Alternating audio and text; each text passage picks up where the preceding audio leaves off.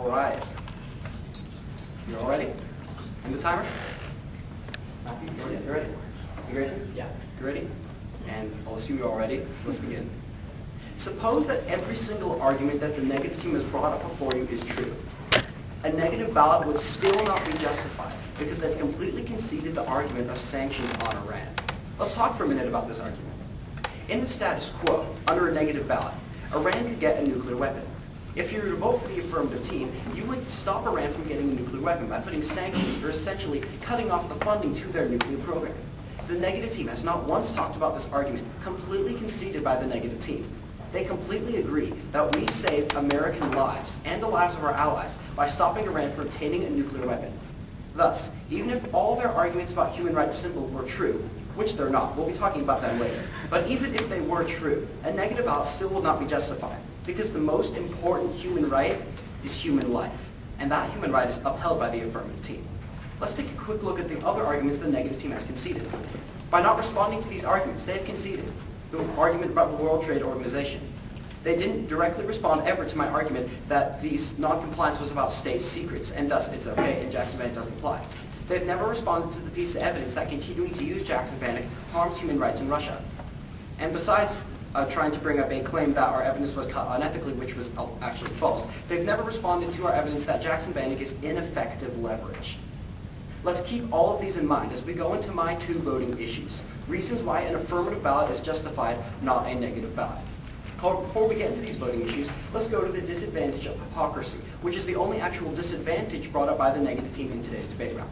They've completely dropped all my analysis. I brought up multiple points of analysis. I said that first, the status quo is what is hypocritical, not the affirmative plan. Secondly, I brought up a point about 17 years, that Russia has been in compliance with Jackson-Vanik for 17 years. That was also completely dropped by the negative team, and thus that analysis is conceded. And third, that this isn't how the real world operates. The real world doesn't graduate all countries at once. It looks at one country at a time. This debate round represents looking at Russia, and we ask you to graduate Russia. This disadvantage of hypocrisy is false because the negative team has dropped our analysis.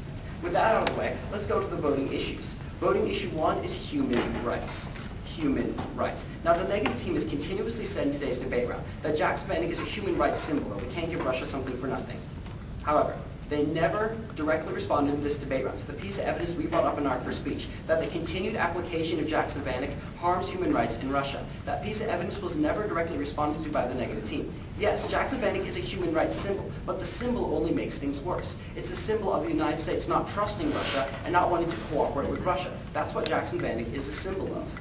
If you were to vote for the negative team, you'd be voting for keeping this harmful symbol in place and human rights in Russia continuing to get worse.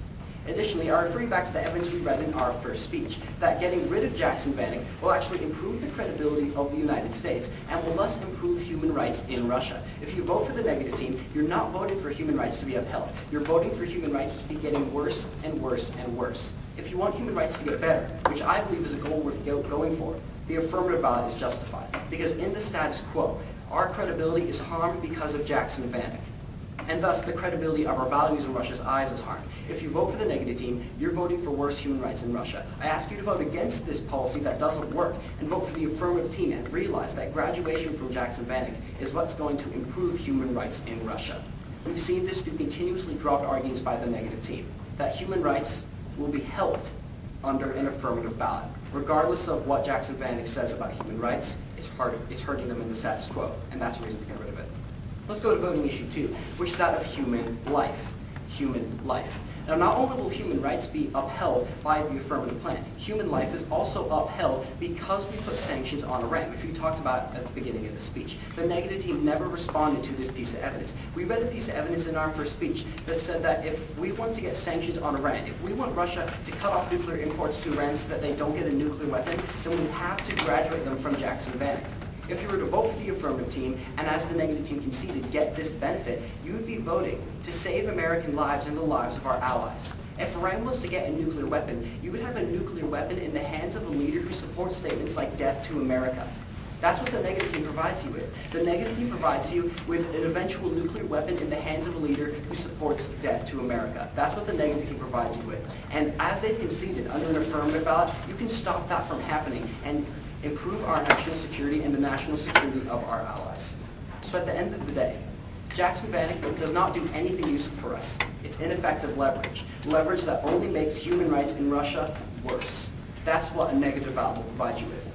An affirmative ballot will provide you with improved human rights and, as conceded by the negative team, save lives through sanctions on Iran.